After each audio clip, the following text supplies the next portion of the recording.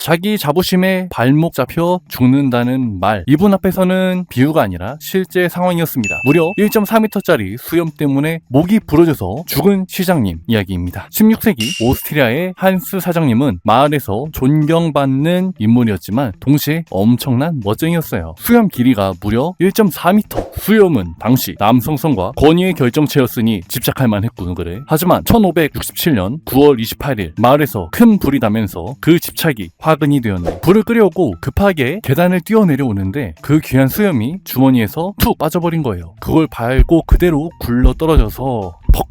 목뼈가 부러져 즉사하셨다고 합니다. 허망하군. 하지만 이건 괴담이 아니네. 현재 브라우나우 박물관에 가면 가족들이 보존한 450년 된 실제 수염의 실물이 전시되어 있지. 석판 묘비에도 그 수염이 새겨져 있으니 이 이야기는 사실로 인정할 수밖에 없겠군. 하늘에서 떨어진 거북이에 맞아 죽을 확률? 아마 로또 당첨보다 낮을 텐데요. 그 일이 2500년 전에 실제로 일어났습니다. 그리스의 유명한 작가 아이스킬로스의 최후에 대한 이야기죠. 아이스킬로스는 하늘에서 집이 떨어져 죽을 것이라는 예언을 듣고 너무 무서워서 집 근처에도 안 갔대요. 그래서 오직 하늘이 뻥 뚫린 벌판에서만 지냈는데 세상에 마상에 진짜로 죽어버렸어요. 인간이 운명을 피하려 발버둥 칠수록 그 비극은 더 완벽해지는 법이지. 당시 벌판 위에는 수염수리라고 하는 녀석이 날고 있었다네. 거북이를 높은 곳에서 떨어뜨려 바위에 깨먹는 습관을 가지고 있는 새지. 근데 독수리가 왜 바위 대신에 아이스킬로스를 택한 걸까요? 아이스킬로스의 머리가 아주 매끈한 대머리였다는 사실을 잊었나? 강렬한 지중해 햇빛이 반사된 그 대머리는 수리의 눈에는 세상에서 가장 단단한 바위로 보였을 것세. 예언 속 집은 거북이의 등껍질이었던 셈이지. 비극 작가다운 완벽한 희극적 결말이라고 할 수 있지. 의뢰인을 무죄로 만들기 위해 법정에서 직접 자폭을 한다면 믿으시겠습니까? 목숨을 건 가장 치명적인 리얼리티의 사연입니다. 변호사 발란디검은 살인 혐의를 받는 피고인을 변호하고 있었어요.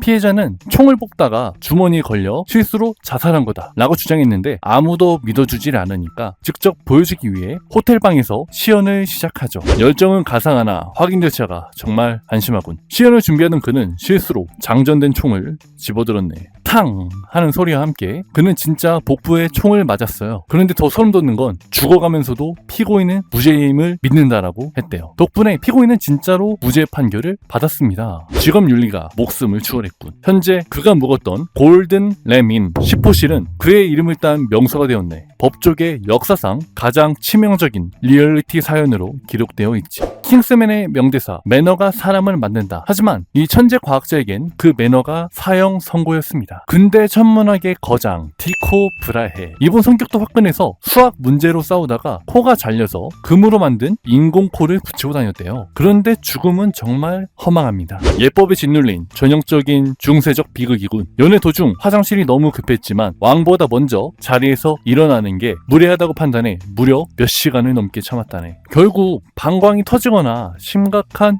요독증이 와서 죽었다는데 소장님 정말 참는다고 죽나요?